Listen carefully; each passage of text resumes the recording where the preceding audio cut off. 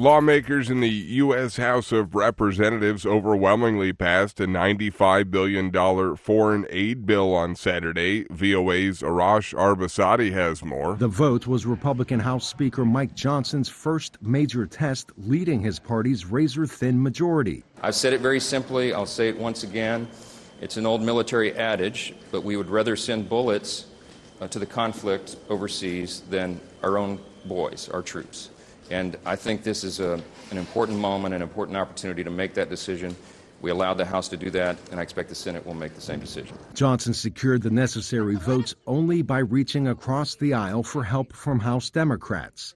Arash Arbasadi, VOA News. Israeli Prime Minister Benjamin Netanyahu on Sunday said Israel will increase military pressure on Palestinian militant group Hamas in a bid to secure the release of hostages held in Gaza. Despite an international outcry, Netanyahu has repeatedly said that the army will launch a ground assault on Rafah, a southern Gaza city so far spared in an Israeli invasion where more than 1.5 million Palestinians have taken refuge. Palestinians on Sunday recovered bodies found under rubble and dirt at Nasser Hospital in Han Yunis in the southern Gaza Strip, weeks after Israeli army forces retreated from the medical complex. The Palestinian Civil Emergency Service said teams recovered 60 bodies from the hospital yards, raising to 210 the number of bodies that had dug out from there since last Friday. According to local officials, most of the bodies were buried on the hospital ground during the conflict by relatives of the deceased and hospital staff. This is VOA News. TikTok on Sunday reiterated free speech concerns about a bill passed by the U.S. House of Representatives that would ban the popular social media app in the U.S. if its Chinese owner ByteDance did not sell its stake within a year.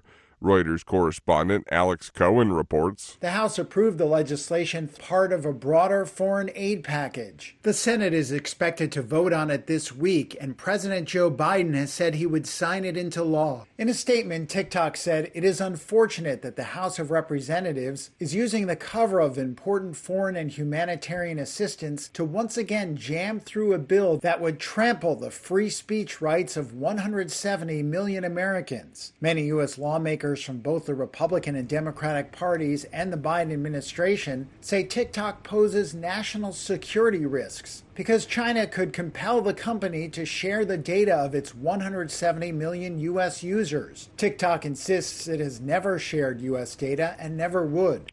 Reuters correspondent Alex Cohen.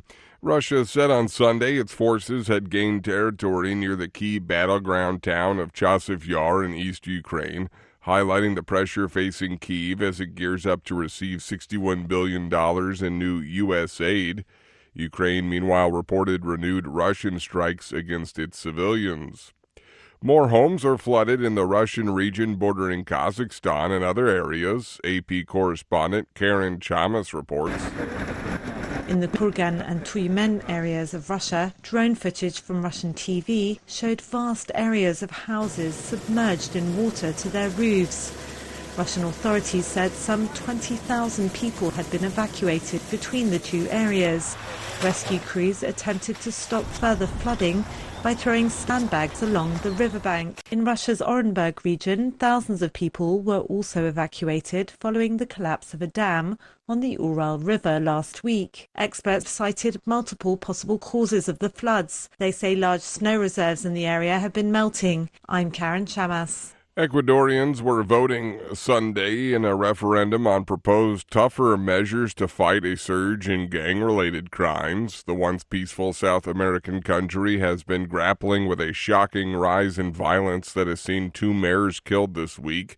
The terrorizing streak has been blamed on gangs with links to transnational cartels using Ecuador's ports to ship drugs to the United States and Europe. President Daniel Noboa, as voting began in Quito, said the results of the referendum will define the course and the state policy that we take in order to face the challenge of organized crime.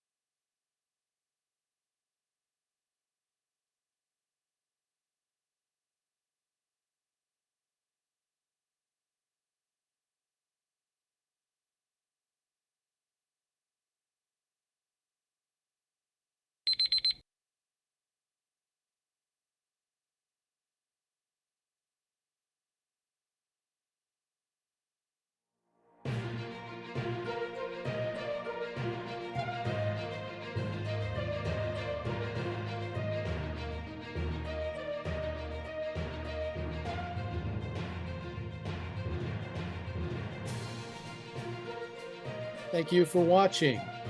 Can you do me a favor? Please leave a comment in the comments section below. That would really help. Thank you, and see you again soon.